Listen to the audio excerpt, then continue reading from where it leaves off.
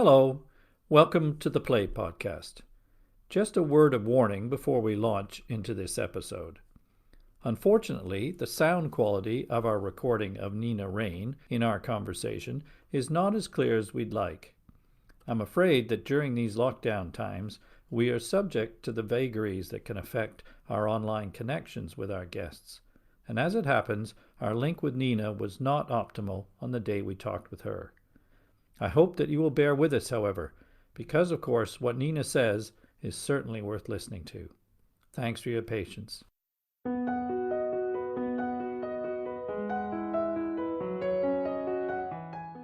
Welcome to the Play Podcast with me, Douglas Schatz.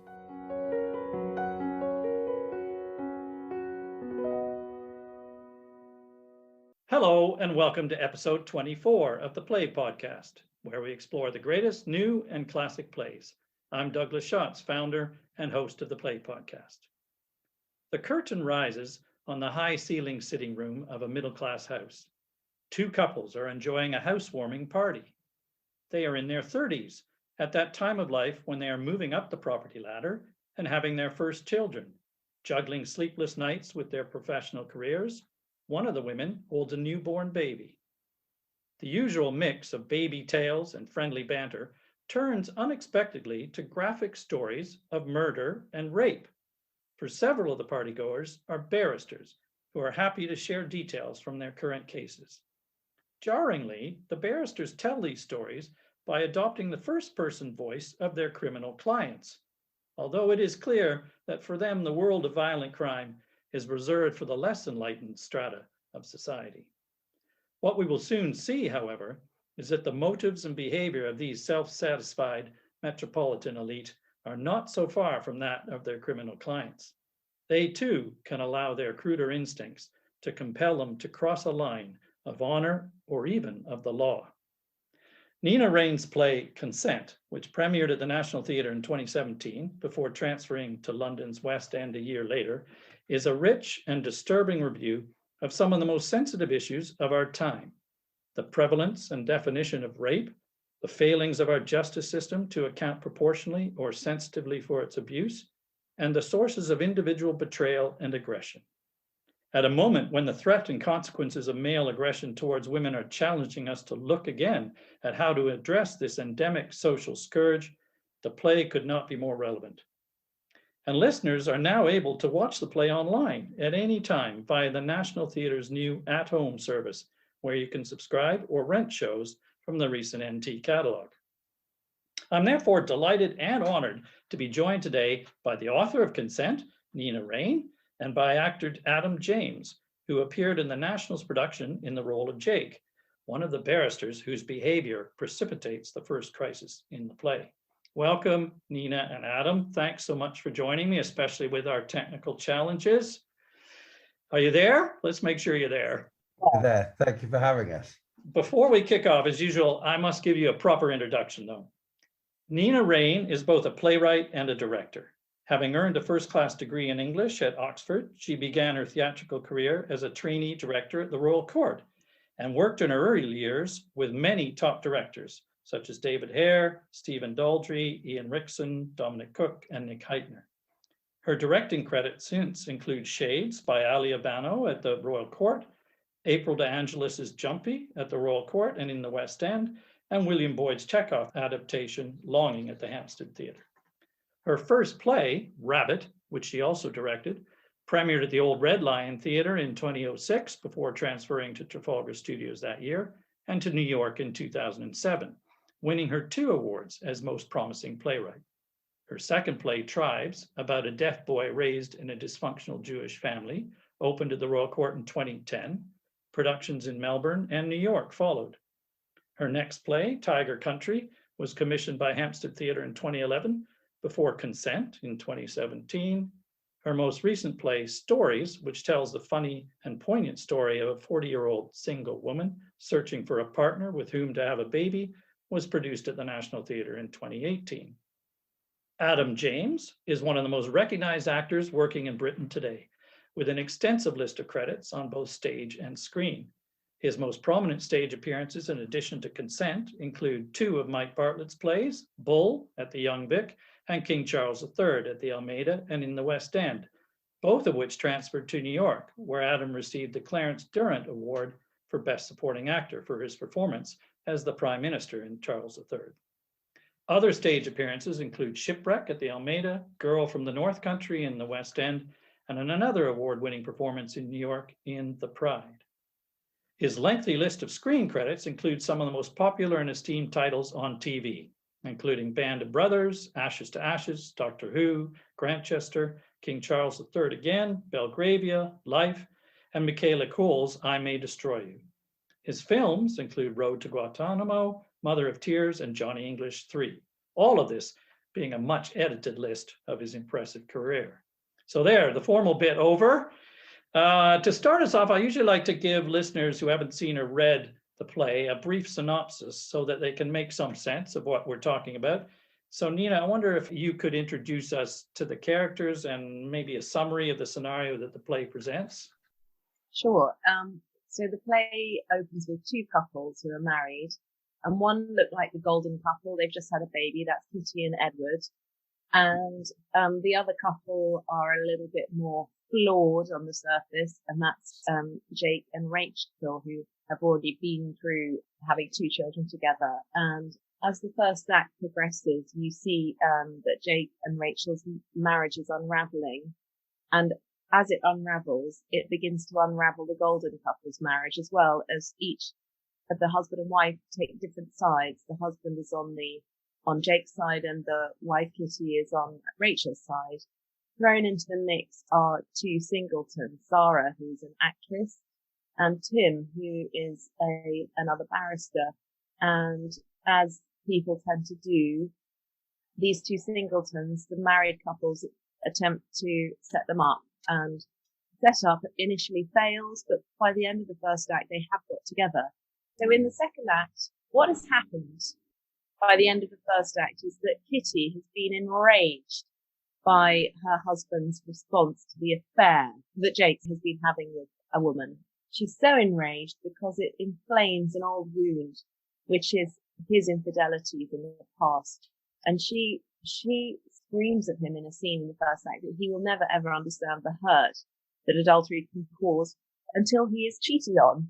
So in the second act, we soon discover, has engineered her own affair, which started off fairly coldly and calculatingly just to teach him a lesson, to make him see what it would feel like. But then she falls in love, and the person that she's chosen to have this affair with is Tim. And Kitty sort of stresses in the first act that she's the person who is addicted to the moral high ground, and unfortunately her affair knocks her right off that moral high ground, because Tim, when she took him, was going out with Zara, a setup that she helped manage, and Zara has no children, and Tim is her sort of last gasp of hope of having a baby, and Kitty essentially has taken that hope away, while not really wanting to have any more babies herself. So she loses all moral high ground. The other thing that happens is that Edward is in the first act, seems to be a very cold person in many respects, because he's a barrister and he's employed to think logically and calmly and clinically. And he is sort of dismissive of Rachel, the other wife's, emotions when she's cheated on, and basically heuristically says, I would never unravel like this. And then, of course, he is also proved wrong in the second act, because when he is cheated on, he completely melts down and is thirsty for vengeance, and their battle descends into a fight over their baby and who is going to get to keep the baby, and each of them trying to hold on to the baby to punish the other one. And then, really by the end of the play, Kitty regrets her affair, and Tim leaves her, I think, because he wants to have a child and she won't give him one. So he goes back to Zara. Kitty's left on her own. And the play ends with Kitty and Edward, their marriage in smoking ruins, divvying up the furniture in their empty house. It was a very bleak ending. But there is this whisper of hope that, finally, at the end of the play, Edward apologizes, or rather he says sorry to Kitty for the things that he did. And this has been a massive issue in their marriage that he has never ever said sorry to her. So that is a sort of hint that they might be able to reconcile at the end of the play. I haven't even talked about a rape victim that, Yes. in Edward and Tim's case, and the rape case weaves its way through the play. And at the end of the first act, the rape victim finds her way to Edward's house to confront him because he was the defending barrister, so he was defending the rapist. And I wanted to have the world of the court case crash in on their middle class world. And I wanted the audience never to think, and the lawyers never to think, that world the Venn diagram would overlap and that the rape victim would find her way into their lovely middle class home. And that's why I made sure that came at the end of the first act. And sadly, Gail, the rape victim, kills herself by the end of the play, we find out. Wow. Yeah, you've done a fantastic job. We can just pack up and go home now.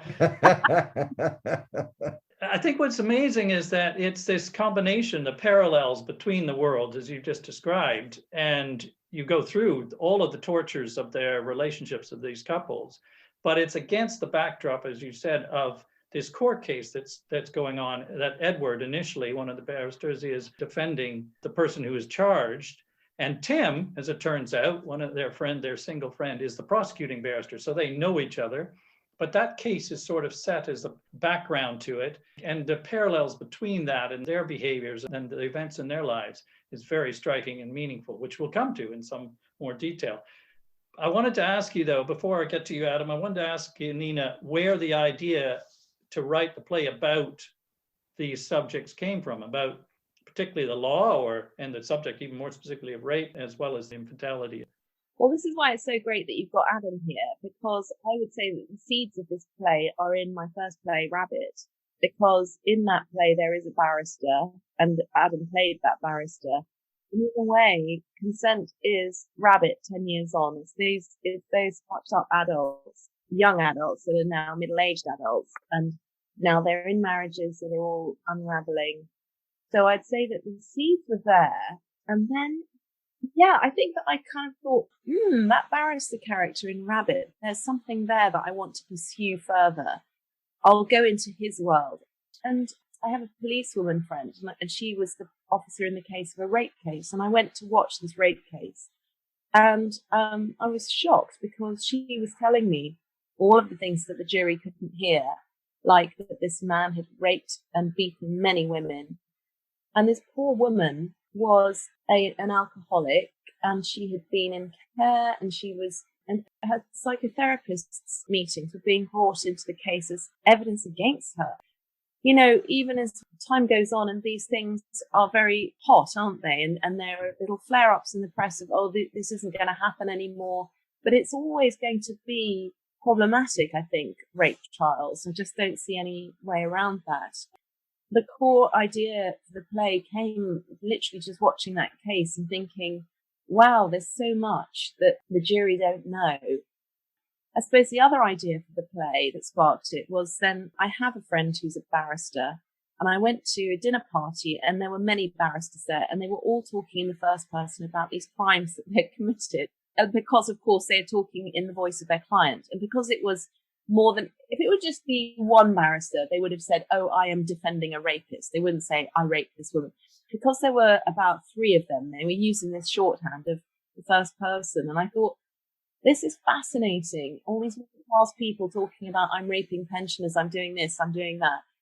Wouldn't it be interesting if you start the play like this, give the audience a shock, a double take, but then by the end of the play, they are doing these things. Yeah. So it's exactly what you put your finger on in your synopsis, that, it starts as one thing and then it becomes that thing. Yes, fantastic. Adam, what was it about this play, Consent, that attracted you, interested you in doing it, and particularly then the role of Jake? It just needed I just needed the work, Douglas, really. So, Adam, that's not what this podcast is supposed to be about. But no, obviously, Nina and I have shared a history of working together now, and as she suggested, started with Rabbit and then through Tiger Country. And I've always been drawn to Nina's writing. She's one of our greatest, most intuitive, intelligent, pathetic writers that we've got. And it's just, I've been incredibly lucky to have found very early on in my career one of our greats. And as she suggested, Jake is sort of an extension of an earlier iteration of this lawyer in Rabbit. And he's a brilliant character. I think what's so brilliant about a lot of Nina's work is it always stimulates debate rather than stifling it. And she doesn't give any clear and easy answers for an audience. And a lot like the industry or environment of being a lawyer, it reminds us that there are always these antithetical sort of narratives throughout her play and within that profession. And I liked the simile of it. I liked playing somebody who appears to be, a thoroughly reprehensible and unlikable character, and the challenge of making him affable or a human being or a real person, which is always made easier by Nina's writing because it's full of wit and humor and a darkness, and it makes our job that much easier. So naturally, I'm always drawn to her writing and that quality of work. Yeah, I don't know. It set up so many interesting questions. There are big questions about the pragmatism of being a lawyer. If you're exposed so constantly to, people's violent and corrupting behavior, does that end up corrupting your behavior? As we chart that through the play, and whether rape should be used as a foundation for scoring lawyerly points. There's a lot of meat to get your teeth around in all of her work, and I think that's the case for the audience as well. There are no easy solutions or endings. The audience are made complicit, and a judge and jury, well, in any piece, but particularly I think there was a deliberate conceit to do that, especially in the design. I was just remembering when we opened it at the National, we did actually have an audience either side of the stage, could sort of view each other as they viewed the action on stage. And all of those layers are why you would want to work with Nina Raine and Roger Michelle and do work like this forever. Yes. Well, yes, there's so much in it, isn't there? And actually, even Jake's has a journey through the play, which is interesting as well. You talked about how he initially, you think he's just a bit of a philanderer, and he's floating along undisturbed, but he gets caught out, and that changes him to some degree. In the second half of the play, he seems to talk quite a lot of sense, actually, which sort of surprises you from where you start from. So he's interesting in that regard, and they all go through a journey of sorts, which we can talk about in the way the structure of the play works. And there are so many issues. There are so many issues raised through the parallel world, through the fact of that we're talking about the law and the case that goes on and how that transpires. And I wondered that initially there's this real gap, isn't there, between these worlds? This is, as you pointed out, Nina, there's this sort of middle class barristers who basically talk about that world just from a professional academic point of view. They're not really emotionally engaged in it. And then there the participants, Gail in particular, who's been through quite a shocking experience, and it's a brutal case. And yet we see that she doesn't fare very well in the legal system, and there are all sorts of reasons for that. But did you intend this to be some kind of piece about the legal system and its failings in this particular way? Partly, yeah. But I suppose I wanted to play it out.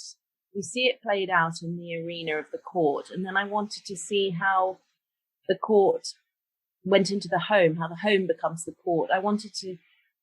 Initially, I remember I had this quite elaborate idea that I would have a scene between the husband and wife where the husband would only ask questions, or as a lawyer, you can only ask questions. You're not meant to make statements. If you make a statement, you have to dress it up as a question. I was thinking, what happens if I apply those rules to a domestic scene? And actually then that kind of went by the wayside, but the essence of the thought was still there, which is that the domestic scenes become like court case scenes. And I think also what I wanted to do was explore the kind of the spectrum of rape, that, you have one incredibly brutal rape, which is this poor woman, Gail. And then on the very other end of the scale, for me, you've got Edward and Kitty claiming that he's raped her. And what I wanted was a situation where both of them absolutely deeply believe they're telling the truth. Neither of them is lying.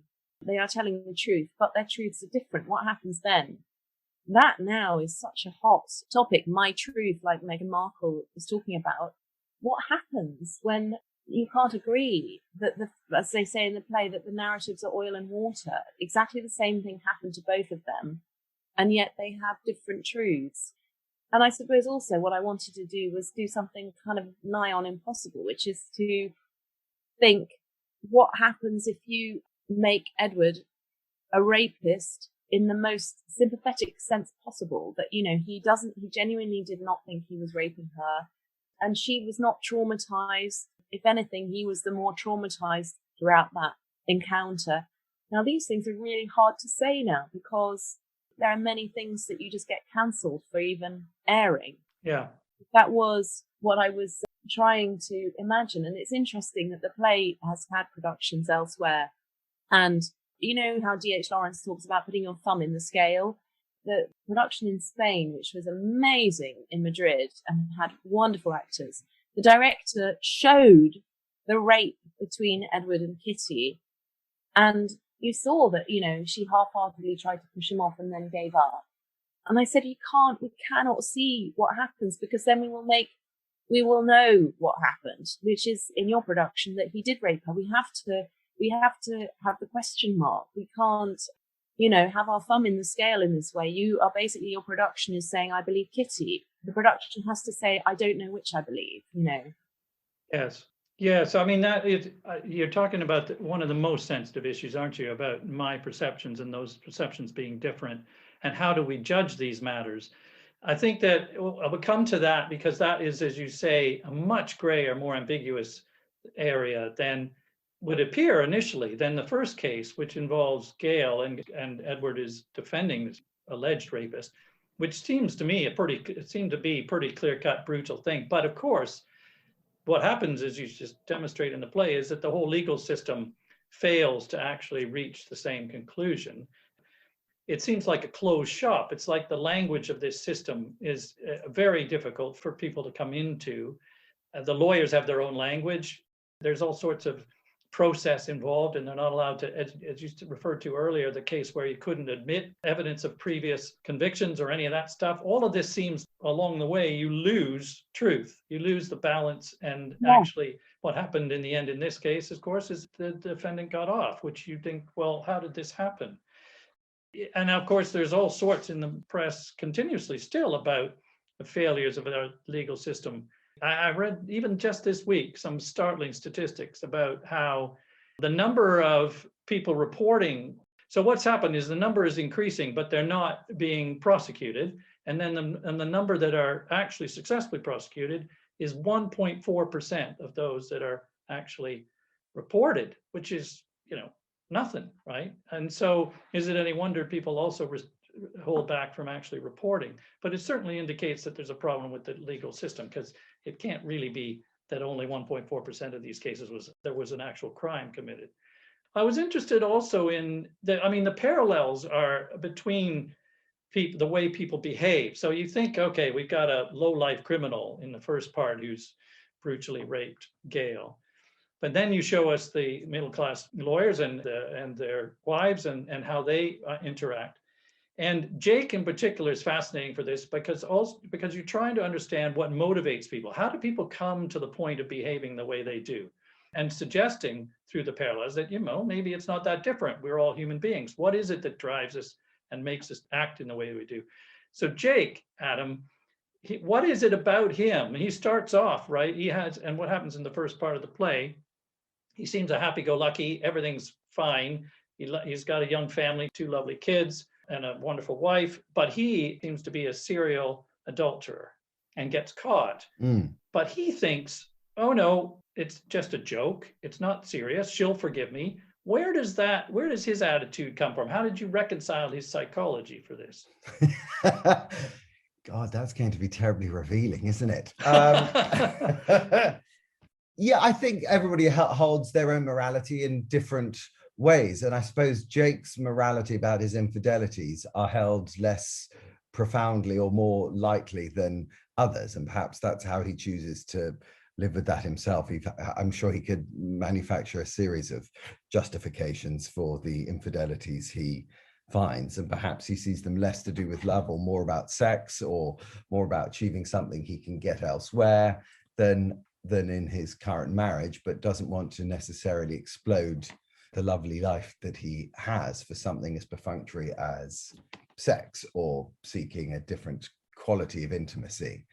What's interesting, really, of course, is the contradictory narratives that they all have, both as a metaphor and as themselves as lawyers within the piece.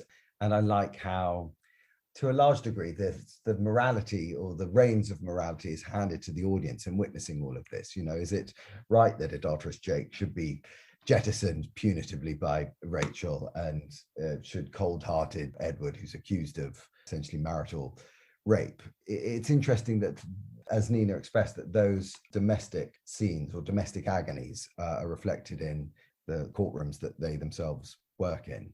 It's interesting because at some point there's this psychology he talks about where he says that his wife Rachel knows he's doing this, but they both don't admit this to each other, or even he doesn't even admit it to himself.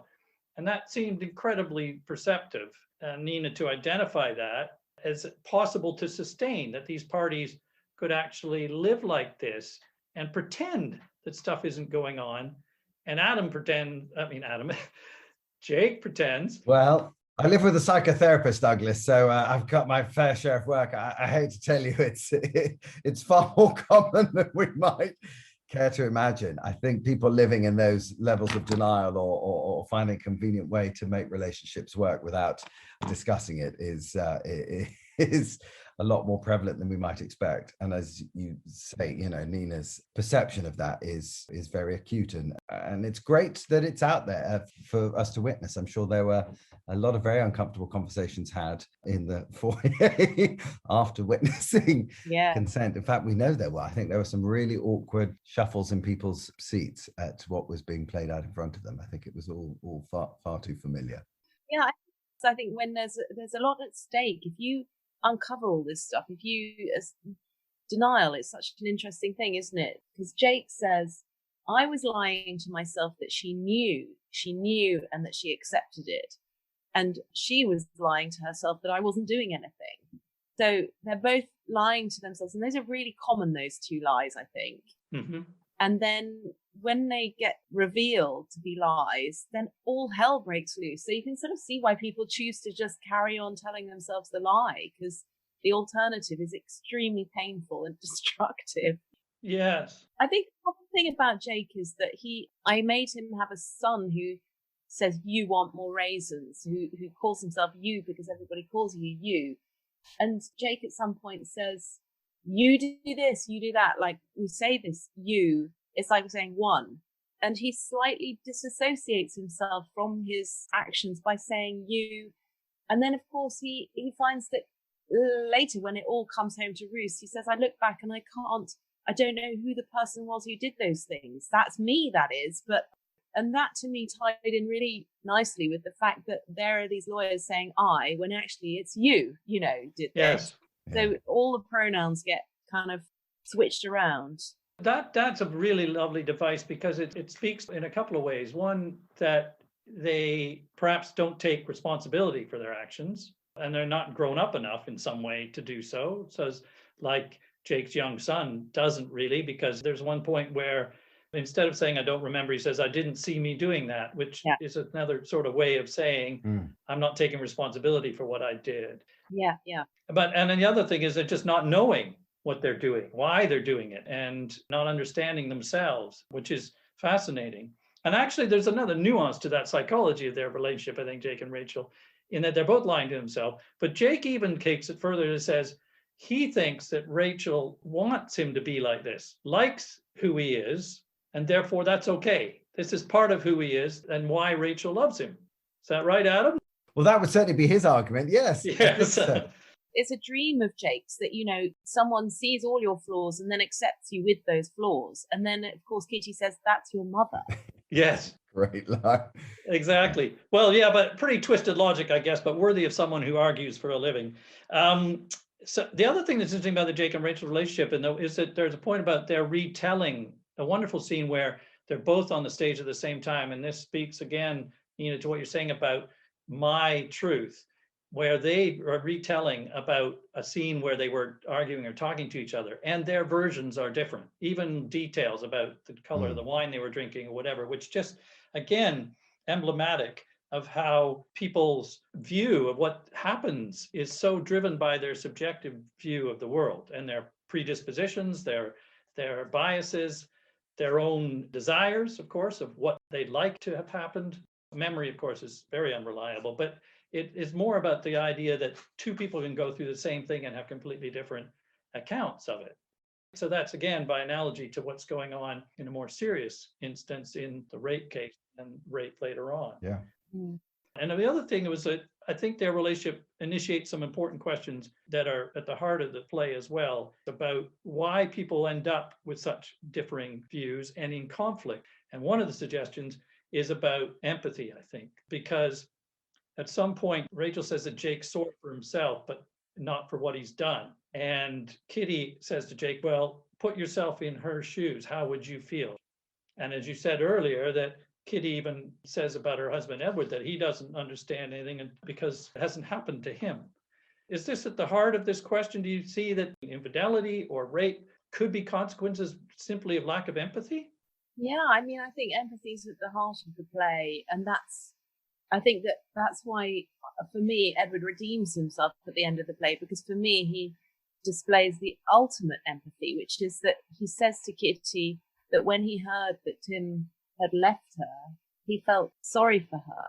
That and he'd gone back to sleeping with Zara. He felt sorry for her because he knows how much it hurts now. And that actually came from life. I remember talking to someone, and her husband had had many affairs, and in the end he'd left her for a younger woman. And then on the grapevine, she'd heard that this younger woman had gone off and had her own affair and cheated on him. And rather than thinking, yay, now you know what it's like, she was cut up because she said, I know how much it hurts because he did it to me, and I know how much he must be hurting. And I was like, wow, you are very, very, you know, I mean, I don't have those levels of empathy, but so I thought by the end of the play, he attains true empathy. And he is the character who argues the case against empathy halfway through and says, empathy is overrated as a virtue. You know, it's innumerate. It means that we care more about one little dead child than a genocide. It's not fair. Why is empathy so wonderful? Yeah. It's faulty logic, though, surely. I mean, it multiplies. It's all about personal empathy, multiplies into the political, into numerate abuses. Mm. Did you think Jake gains that empathy through the play, Adam? I think he's not subject to it in the same way as Edward's character is, but he has a neat little trick in that, or rather, Nina employs a nice little antithesis, as she does with all her characters in this, is that by the end, funnily enough, he's the unsuspecting moral barometer, really. He's the one that sort of calls it to his friend Ed. And I think that is what partially maybe redeems him in some of the audience's eyes. I don't know, but I like the trick that you afford the character who seems to have the least morality, the spotlight to name what he sees as the problem. Yeah, I think that's very clear cut. That was really very powerful because, and comes back to the center of the play, which is about the question of rape between Kitty and Edward. It's a shocking development in the play. I don't know why we are shocked, just because these are the middle class people, and yet they're guilty of the same kind of crime. And as you said earlier, Nina, really fascinating about whether we see this or not. In the text, it begins to say, I think, that he's undressing her. But in the production, the National that I saw, that doesn't happen. It goes to black. You don't know really physically what's gone on between them. So it's all to do with their accounts. And as you said, the question of their perception of those. But it becomes really a question of consent, as per the title of the play, doesn't it? And how you define what goes on and the so-called degrees of rape. Are there degrees of rape? It's a question that Kitty quotes as Rachel, Jake's wife's always said that there are no degrees of rape. But this raises that question, are there? This seems a more ambiguous one than the clear-cut one in the court case. But actually, as you say, Adam, Jake speaks up and says, there's no degrees here. Let's sum it up. You knew she didn't want to, and then you have sex with her. without her consent. It's a classical case of marital rape. It raises all those questions, doesn't it, about the nature of consent and how consent is given and understood, which seems incredibly complicated and very difficult then to take all the way to a court case and some kind of clear adjudication on, doesn't it? Yeah. Oh, yeah. And thank God Nina doesn't attempt to solve any of those or answer them. I mean, can you imagine how coy that would be? I don't know. No, it's great that those are all up for debate and exploration. That's what the play is the foundation of, I suppose, for an audience watching it, is those things are so beautifully placed and posited, and the audience are left to make their own. So Nina, the incident between the rape between Edward and Kitty, because I guess it is not ambiguous, she said no and therefore has not given consent. Were you interested particularly in the question of consent and how you define it? Yeah, because it's so impossibly grey in this particular case. Yes, he did technically rape her, but it was also a mercy fuck. I mean, it's sometimes things can be several things at once, right? Mm-hmm. And I thought, what happens if we go into the very greyest of grey areas? I was also interested really in what happens if you turn Kitty is one of the only characters in the play who isn't a barrister. What happens if she becomes more barristerial than any of them and says, no, this is the law and you have strayed the wrong side of it? I thought it'd be interesting to have a character who loathes these lawyers by the end of the first act for their kind of legalistic point scoring, and then becomes more legal than any of them in the second act and reverses. And in the same way, I wanted expectations to be surprised by who takes what side in the second act, that the wife takes Edward's part and the husband takes Kitty's part. I wanted to turn it upside down, and I could really see a world in which Rachel does take Edward's part because she's freshly just been cheated on and knows how painful it is and how you go mental. And Jake is more clear-sighted and says, hang on, no, this was a marital rape. Who are you trying to fool? But it's so challenging because, as you say, you can try and look at it in completely rational terms and the definition of the law, which Jake points out. But it's an emotional thing as well, isn't it? This is not just a rational event. And therefore, it also raises questions in the play as to what the law is for. Why are people going into court? What are we expecting the legal system to do? Is it about finding truth, or is it about punishment? Is it about revenge, emotional catharsis? What are we expecting of it? Yeah, I mean, actually, rewinding a second, the moment that Kitty says, you raped me, is directly after Edward says, I'm going to take Leo. Yes. So it's sparked off not by trauma from the actual event, but it's used as a weapon and as a tool. But that doesn't make it any less true, technically speaking, that what he did was a rape. But then that's what's interesting about what the solicitor says. She says, it won't actually help you very much in a divorce case because it'll look like a case of tit for tat. Sorry. I mean, they're incredibly hard-nosed, these divorce cases. And there's all sorts of dreadful things that a man or a woman can do to someone in a marriage, and they just will say irrelevant, irrelevant, irrelevant. And that's very surprising to people. We can have this idea that, that a divorce case will be where you get to say your truth and get to have catharsis, and it's not really the case at all. I mean, the major thing about any case is that, as any lawyer will tell you, it's not a truth-seeking exercise. I remember someone saying that to me. Ah. When the policemen and women are investigating a case, that's a truth-seeking exercise. But in court, it's not about finding out what the truth was. I mean, sometimes it might reveal itself categorically. You'll see, oh, so-and-so is bullshitting. But it's not about that. It's about something much more, much less satisfying in a way. So is it about punishment? Is it about what is the ultimate purpose? I mean, because there is some questions raised as well, aren't there, about somehow teaching people that they've done wrong? Is that part of it? And teaching society, educating society that this is not how you're supposed to behave, which is pretty critical in the world we live in now. It's raised all sorts of questions, hasn't it, recently, that why is it that these problems persist? Why these behaviors persist? People are not understanding what they're doing wrong. Yeah. how do we teach people, educate people that this is wrong? And is the court system and punishing people part of that, the way to do that?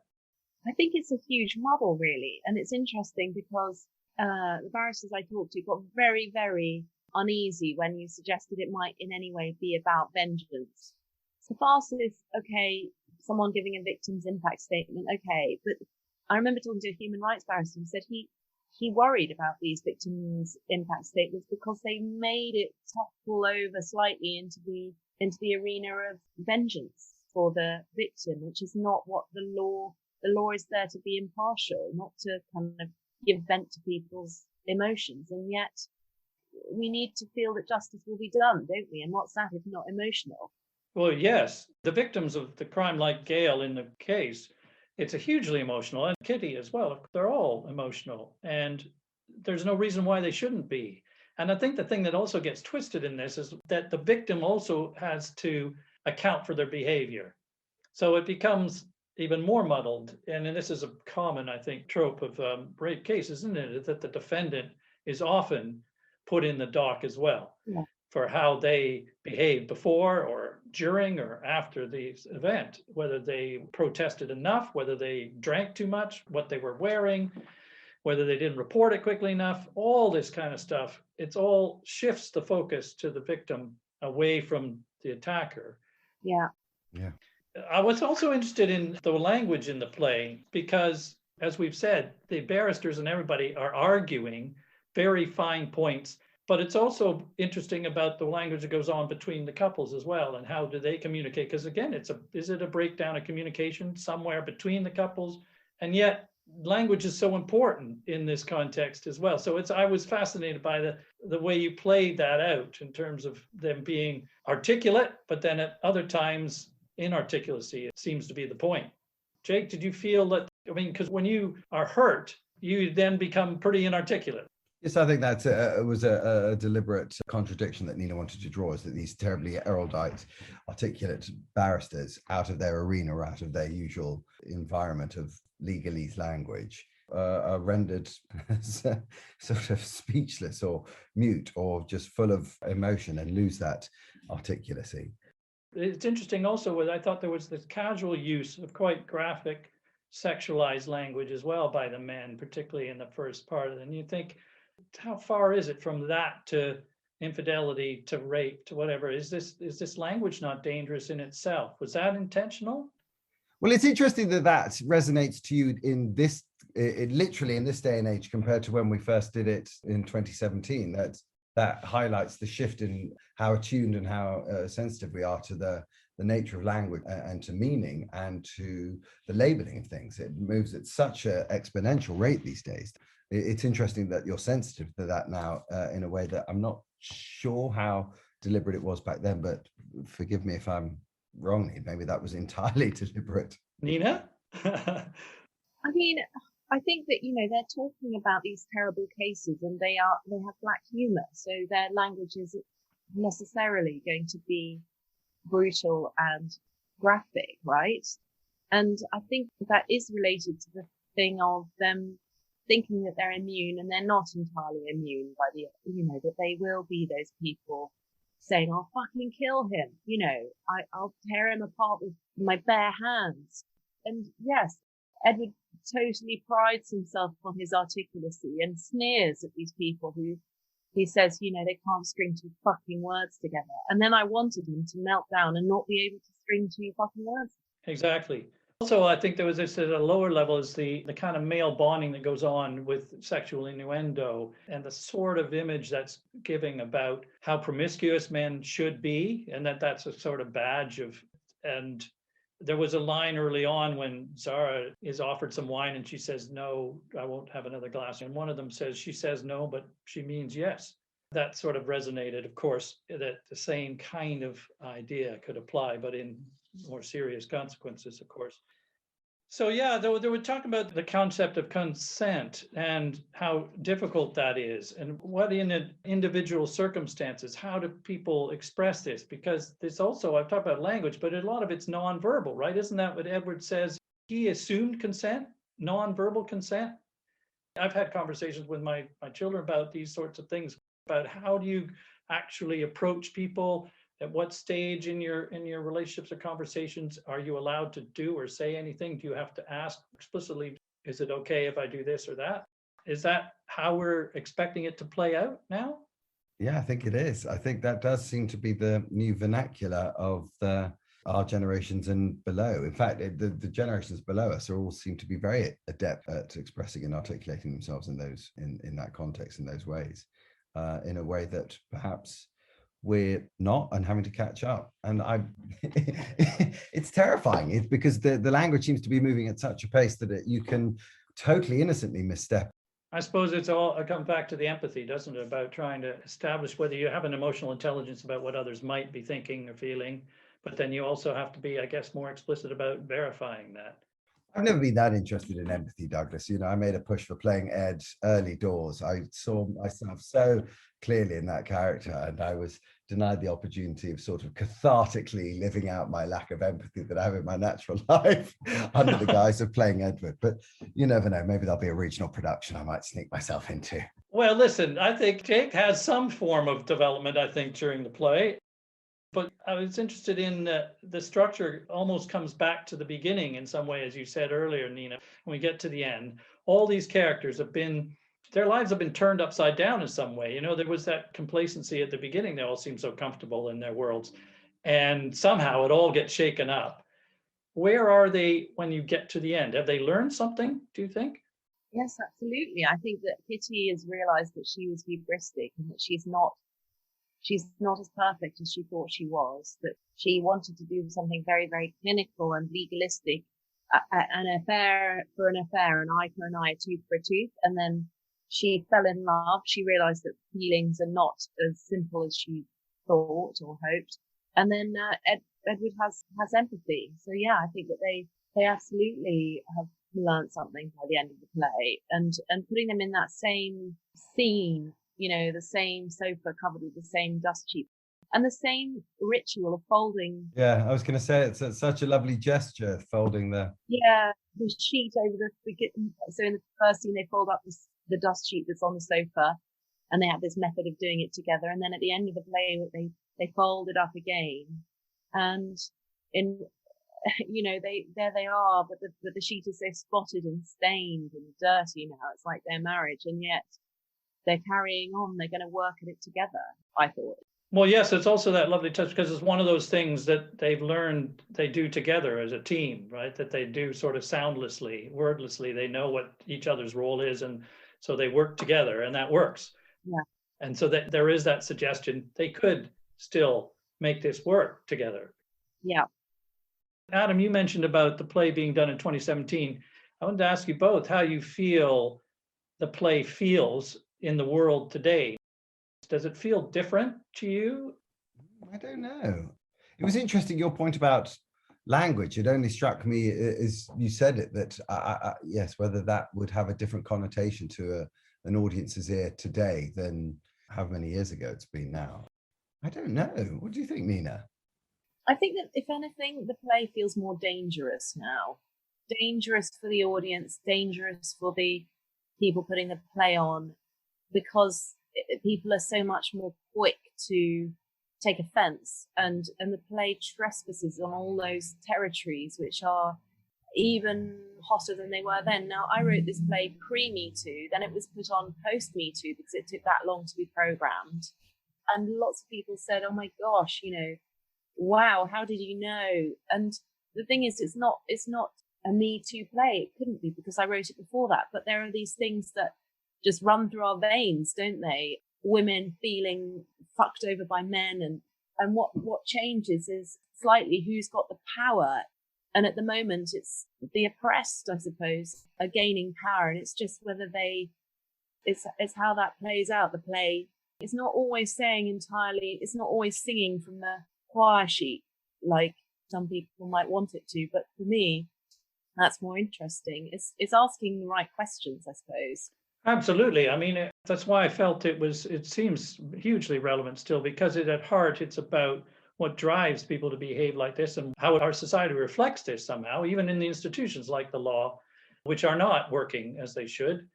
And that these problems still persist. And in fact, they're as problematic as ever. And the answers are not easy.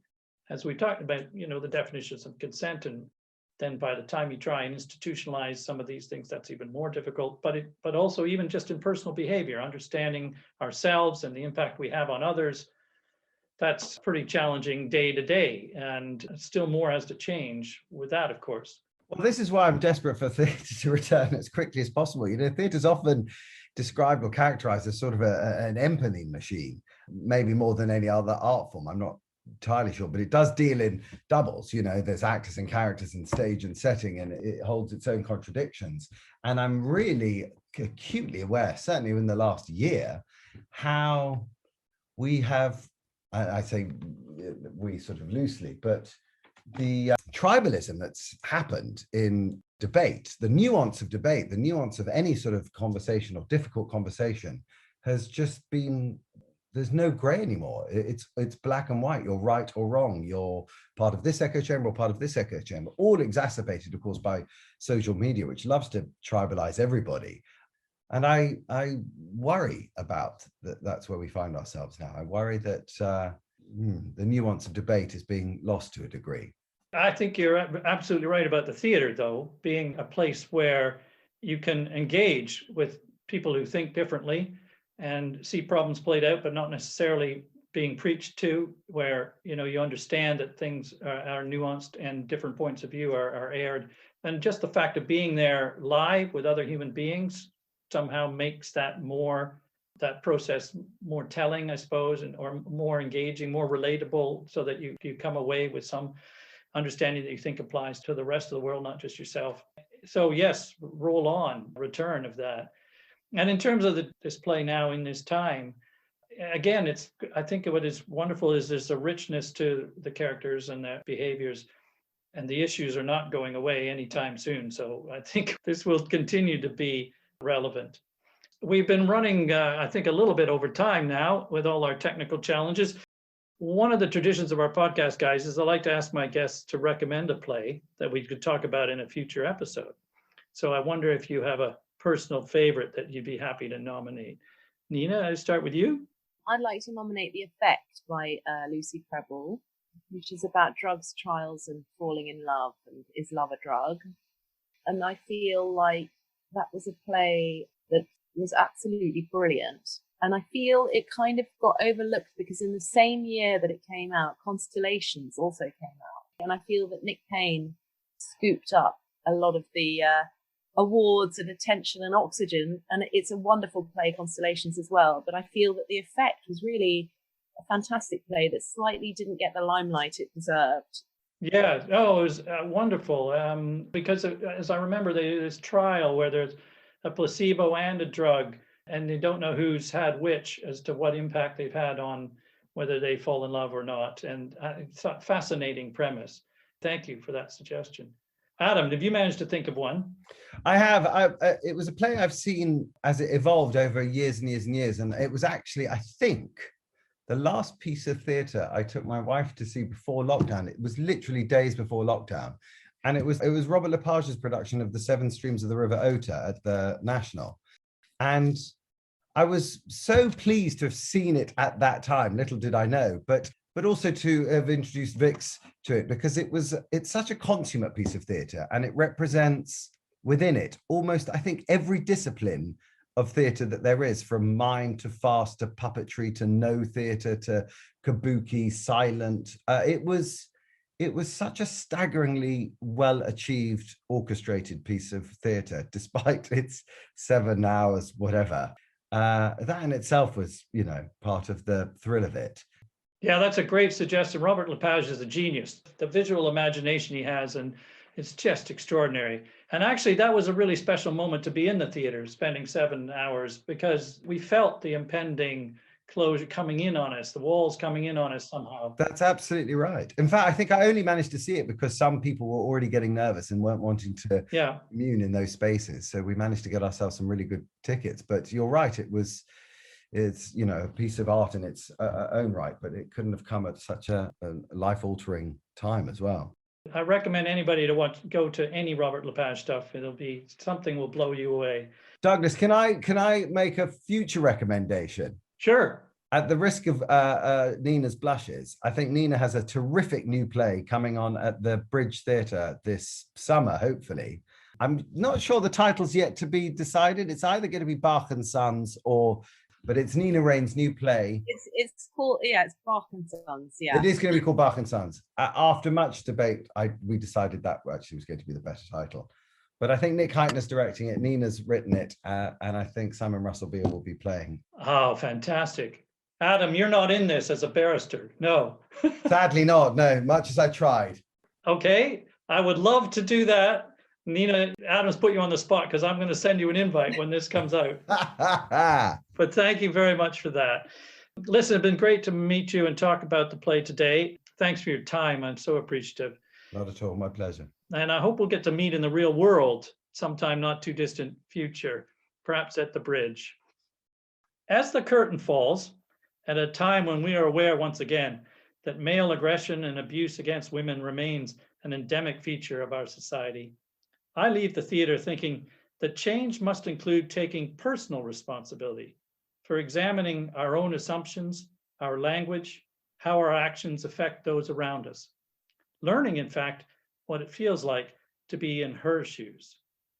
And then to ask our institutions to properly enact the personal values we know to be right.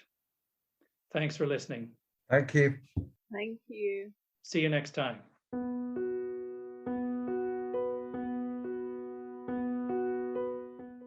Thanks for listening. To listen to other episodes, to find out news about future episodes, or to leave comments about what you've heard, please visit us at www.theplaypodcast.com. You can also follow us on Facebook or on Twitter at theplaypod. You're also welcome to email plays@theplaypodcast.com to suggest plays that we could talk about in future episodes. You can also register your suggestion on the website. Thanks again, and see you next time.